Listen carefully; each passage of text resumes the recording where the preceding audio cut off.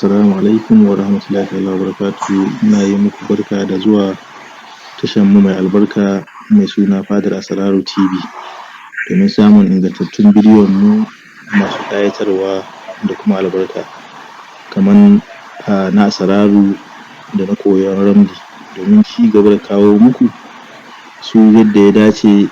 Ku yi subscribe da like. Assalamu alaikum wa rahmatullahi ta'ala wa barakatuhu. Yau karatunmu zai tashi ne akan mataki na 8. A nan ne za mu gane taurari masu gaskiya da makaryata. Idan an zo maka da magana cewa wannan maganar da aka faɗa min gaskiya ce ko ƙarya ce, to taurari masu gaskiya guda 8 ne, ga su kamar haka. Na farko ƙali dakili, tauraron 15,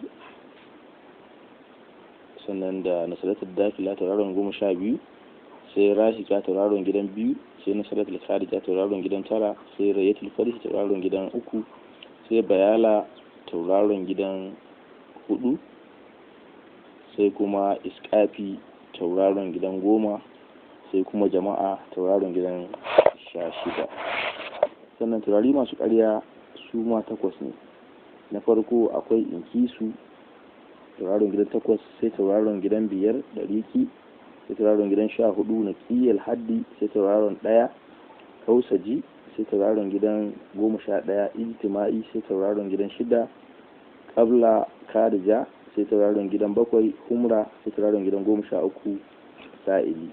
Alhamdulillah, nan ne ƙarshen karatunmu mataki na 8, sai wani sati na mataki na 9 insha Allah.